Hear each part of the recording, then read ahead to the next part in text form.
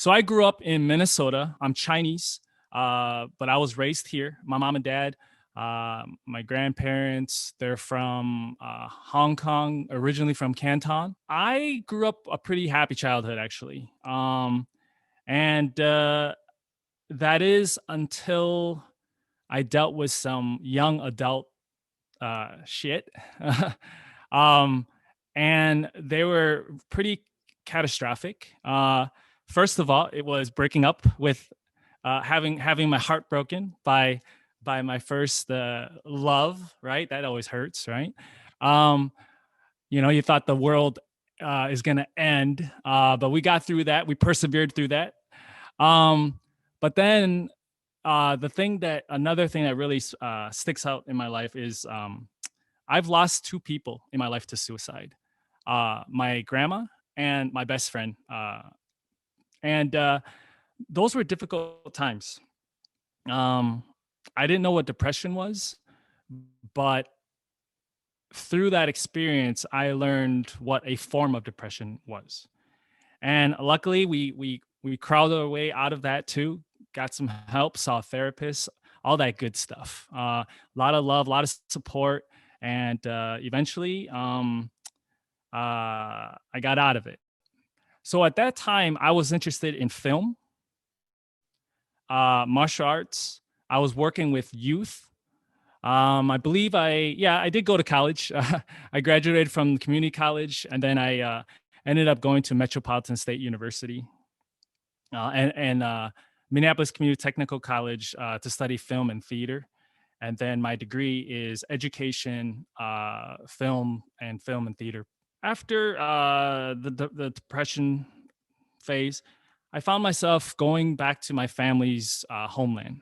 So I went to Hong Kong, and a part of it was the filmmaking.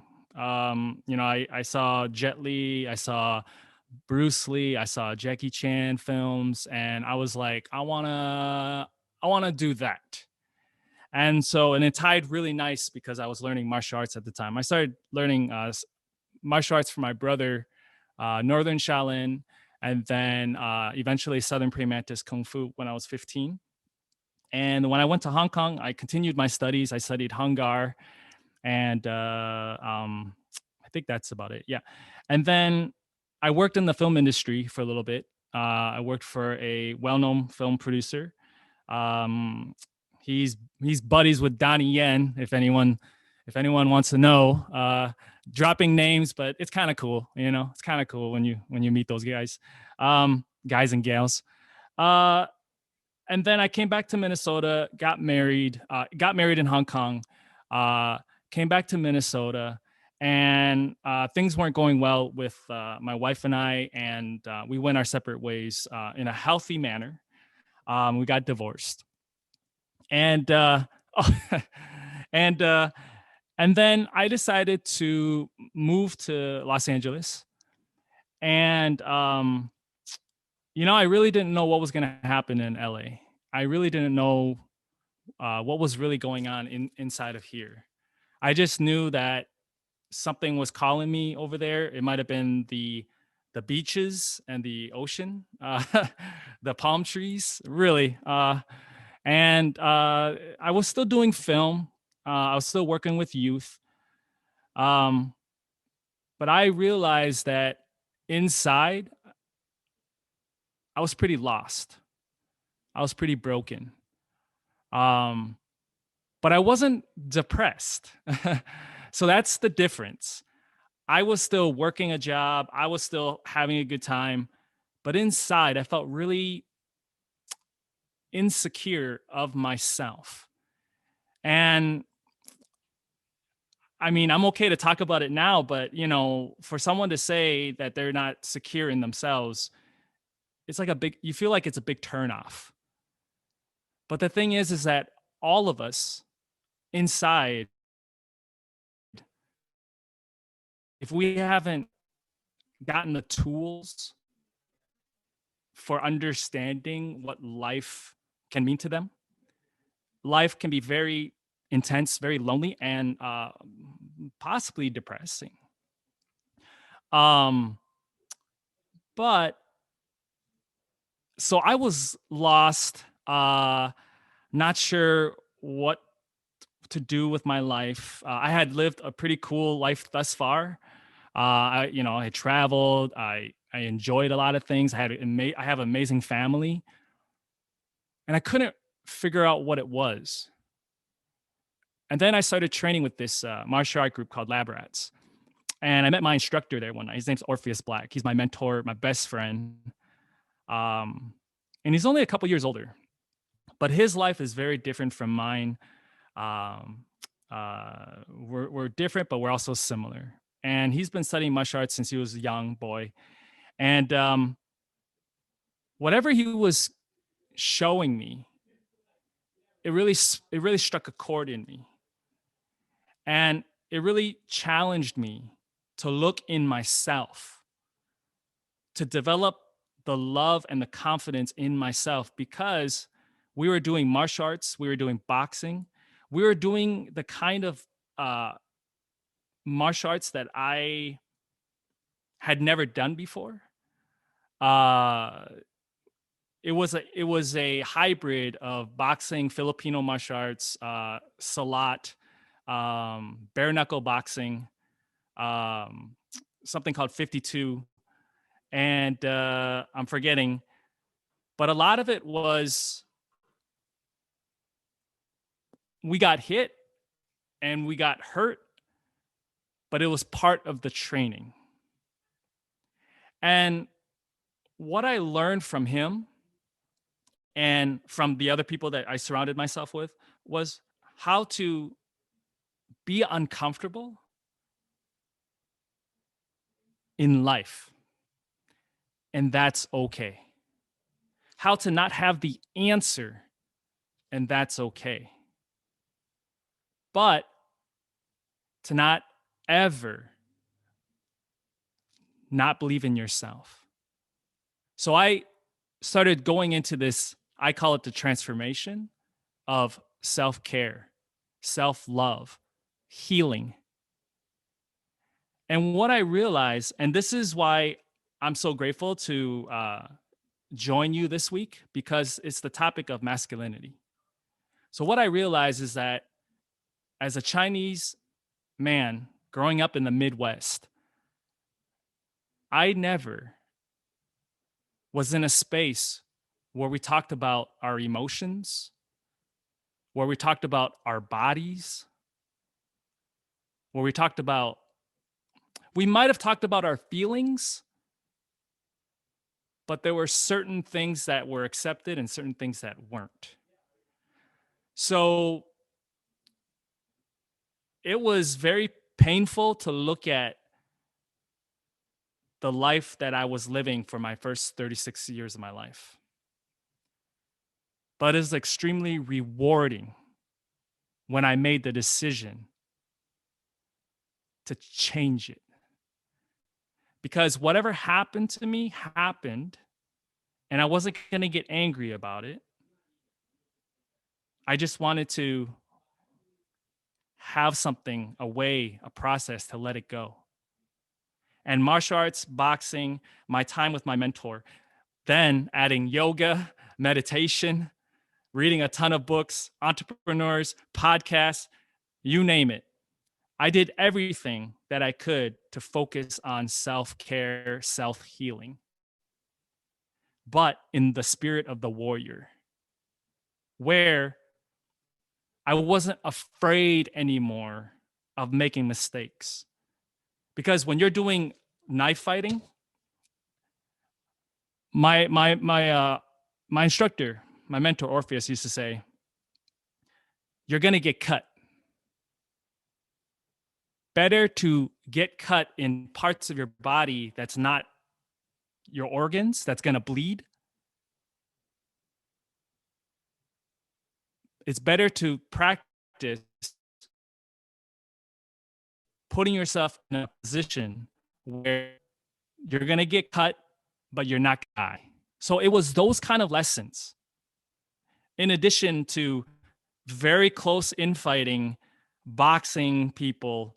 Uh, if you're a boxing fanatic, if you know Roberto Duran and how everything is infighting and it's like smooth, but you're getting hit, and that's part of the process. I started applying that to life. Okay, I can make mistakes.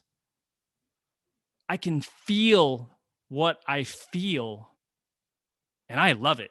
I am loving life. I'm in the moment. I'm not hesitating. I'm in the moment and I'm present. But it takes work, it takes practice. So I just kept doing this. And then part of it is manifesting, part of it is uh, allowing the universe to show you the answers. And you'll hear entrepreneurs say it, you'll hear like successful CEOs say it, but it's like when I found the thing that aligned with me, it wasn't film, it wasn't working with youth anymore, because I just got like such a vicious cycle. It was sharing my story and telling people, giving them the tools to look at their life and say, what kind of life do you want to live? Do you want to live it in fear, in anxiety, in worry? Or do you want to live it with confidence, with conviction, with strength, integrity, and love? And part of it is a very primal thing. Part of it is learning to love yourself, to love your body.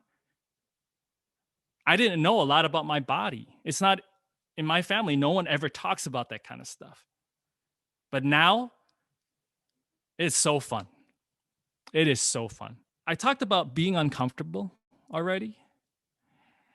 And the thing is that what I realize is that, and this goes for everybody, not just men. Um, but I just know that men need to hear this a lot more. Is that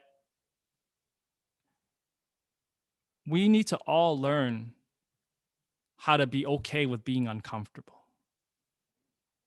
There's so many things in life that throw you off guard, and we want to control it. When the best thing is to just sit and be uncomfortable, accepting that that is uncomfortable right now.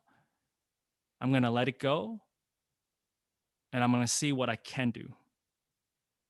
Okay. So, right now, the world that we live in, there's a lot of moments, whether it's outside, like in the news, in politics, that are very uncomfortable. But we need to learn how to just be okay with sitting with that uncomfortableness. And then the answers will come to you instead of fighting it all the time. Because when we fight it, that's when our body starts losing its health. We get stressed. We tighten up our muscles. We angry because we don't know how to express how we're feeling. We got to be okay with being comfortable. Now, part of being uncomfortable is vulnerability. And this is something that I learned was the most important thing. If I wanted to live a happy life and a healthier life, I had to allow myself to be vulnerable. And at the same time, whenever I created a space for somebody else, I always welcome them to be vulnerable back. Because in life, we put on these walls. We put up these walls, out of fear, out of previous trauma, because we don't know what else to do. But that's what's happening is people are fighting because they can't be vulnerable with each other because there's too much taboo or there's something covering up their truth. So vulnerability and being uncomfortable. Those are my two main things that I wanted to share with you all today. And then always speaking your truth. It's amazing I was talking to my girlfriend the other day, and I was saying, it's amazing when you see somebody and you're giving them permission to be in their truth, whatever that looks like. It can be challenging. It can be very challenging. Even with my girlfriend, it's like, I want you to be your truth. She's like, I am. Oh, okay. I get in trouble. But it's like, it just takes practice. But she knows that I'm holding space for her, that I care about her, right? And that's what's important in relationships. So, so that's what I'm about now. I'm currently going to be working on a book about my experience growing up Chinese in the Midwest, and how I went on my journey to discover um, what I think a uh, a man is, but more importantly, a human.